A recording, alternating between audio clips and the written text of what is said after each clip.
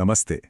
आज हम बात करेंगे एक ऐसी, कह सकते हैं एक अनदेखी ताकत की, जिसे हम सबने कभी ना कभी महसूस जरूर किया है, पर शायद ही कभी उसके बारे में ज्यादा सोचा हो। एक ऐसा राज जो हमारे बिल्कुल चारों तरफ मौजूद है। हाँ बिल्कुल। सर्दियों में स्वेटर उतारते वक्त वो जो चट-चट की आवाज आती है ना, या कभी-कभी अंधेरे में हल्की सी चिंगारी भी दिख जाती है, ये एक्सपीरियंस तो हम सबको हुआ ही है, खासकर सूखे मौसम में।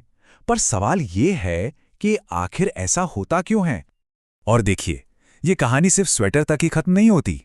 कभी कार का दरवाजा छुआ और जोर का झटका लगा, या फिर किसी मेटल की रेलिंग को पकड़ा और हल्का सा करंट महसूस हुआ, कपड़ों का आपस में चिपक जाना, यहां तक कि आसमान में चमकने वाली बिजली।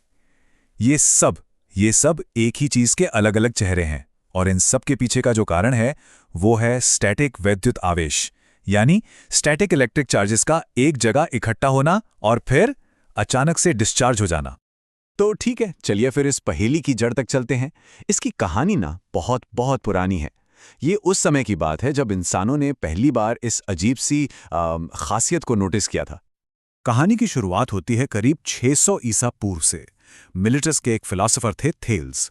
उन्होंने देखा कि जब एम्बर, एक तरह का पत्थर, उसे ऊन से रगड़ते हैं तो वो कागज के छोटे छोटे टुकड़ों जैसी हल्की चीजों को अपनी तरफ खींचने लगता है। और मजे की बात यह है कि ग्रीक में एम्बर को इलेक्ट्रॉन कहते हैं। यहीं से इलेक्ट्रिसिटी शब्द आया। खैर, सदियां बीत गईं। फिर 1700s के दशक में साइंटिस्ट ने कांच और प्लास्टिक की रॉड्स के साथ एक्सपेरिमेंट किए और पाया कि अरे, यहां तो दो तरह के असर हो रहे हैं। कुछ चीजें खींच रही हैं और कुछ दूर भाग रही हैं। और फिर आए बेंजामिन फ्रैंकलिन, जिन्होंने इन दो ताकतों को नाम दिया पॉजिटिव और नेगेटिव। तो इन सारे एक्सपेरिमेंट से एक बहुत ही सिंपल लेकिन बहुत ही जरूरी नियम निकलकर सामने आया। और वो नियम क्या है? Like charges repel and unlike charges attract. मतलब एक जैसे चार्ज, जैसे प्लस प्लस या माइनस माइनस, एक दूसरे को धक्का देंगे, दूर भगाएंगे। और अलग अलग चार्ज, यानी एक प्लस और एक माइनस, एक दूसरे को अपनी तरफ खींचेंगे। बस यही है आकर्षण और प्रतिकर्षण का सबसे बड़ा सीक्रेट। अच्छा, तो ये जो खींचने और धक्का देने वाली ताकत है, इसके पीछे जो चीज है उसे हम कहते हैं वैद्युत आवेश, या इंग्लिश में कहें जो इलेक्ट्रिक चार्ज। ये ना किसी भी चीज की एक बेसिक प्रॉपर्टी है, बिल्कुल वैसे ही जैसे मास यानी कि द्रव्यमान होता है। लेकिन एक फर्क है, मास तो बस एक ही तरह का होता है, पर चार्ज ये दो तरह का होता है, पॉजिटिव प्लस और नेगेटिव माइनस।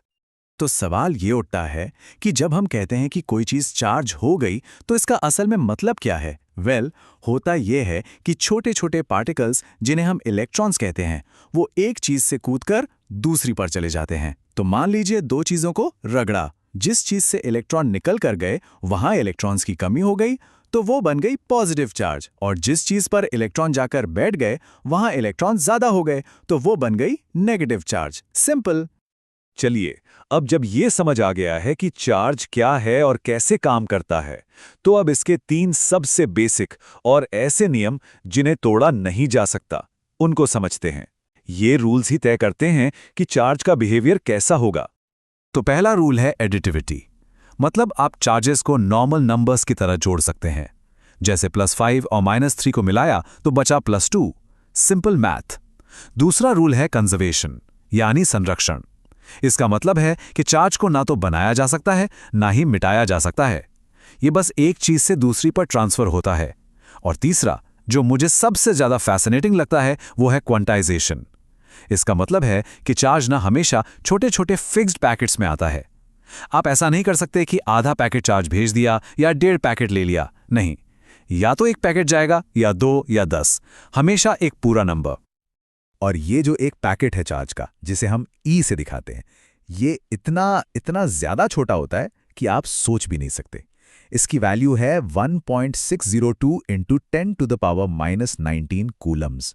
मतलब पॉइंट के बाद 18 जीरोज और फिर 1602। ये इतना छोटा है कि हमें रोजमर्रा की जिंदगी में कभी महसूस ही नहीं होता कि चार्ज पैकेट्स में आ जा रहा है। हमें तो वो एक कंटिन्यूअस फ्लो, एक धारा जैसा लगता है। ओके, तो ये तो समझ आ गया कि चार्ज एक दूसरे पर फोर्स लगाते हैं, खींचते हैं या धक्का देते हैं। पर सवाल ये है कि कितना फोर्स? इस अनदेखी ताकत को नापने का, उसे एक नंबर देने का काम किया था चार्ल्स ऑगस्टीन डी कुलॉम ने। कुलॉम ने बहुत सारे एक्सपेरिमेंट्स के बाद एक लॉ दिया, जिसे आज हम सब कुलॉम्स लॉ के नाम से जानते हैं। ये लॉ बस दो सिंपल बातें बताता है। पहली, चार्ज जितना ज़्यादा बड़ा होगा फोर्स भी उतना ही ज़्यादा होगा, और दूसरी, चार्जेस के बीच की दूरी जितनी बढ़ाते जाओगे उनके बीच का फोर्स उतनी ही तेज़ी से कम होता जाएगा, और सिर्फ कम नहीं, दूरी के स्क्वायर के हिसाब से कम होगा। मतलब दूरी दोगुनी करने पर फोर्स 4 गुना कम हो जाएगा।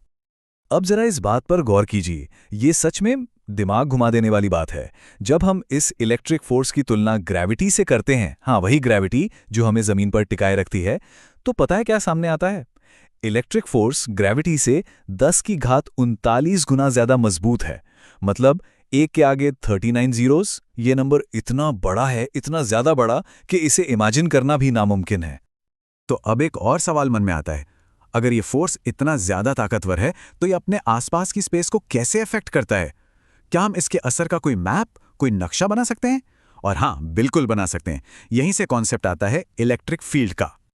इलेक्ट्रिक फील्ड को ऐसे समझिए जैसे वो किसी चार्ज के चारों तरफ फैला हुआ उसके असर का इलाका है। ये एक तरह का मैप है जो हमें बताता है कि अगर उस इलाके में कोई दूसरा चार्ज आ गया तो उस पर किस दिशा में और कितनी जोर से धक्का लगेगा। ये उस अनदेखी ताकत को देखने का, या यूं कहें कि विजुअलाइज करने का एक तरीका है। तो अगर हमारे पास एक पॉजिटिव प्लस चार्ज है तो उसकी इलेक्ट्रिक फील्ड लाइंस उससे बाहर की तरफ निकलती हैं, चारों दिशाओं में। जैसे सूरज से रोशनी निकलती है ना, बिल्कुल वैसे ही। ऐसा लगता है मानो वो अपने असर को बाहर की तरफ धकेल रहा हो। और नेगेटिव चार्ज के लिए ठीक इसका उल्टा होता है।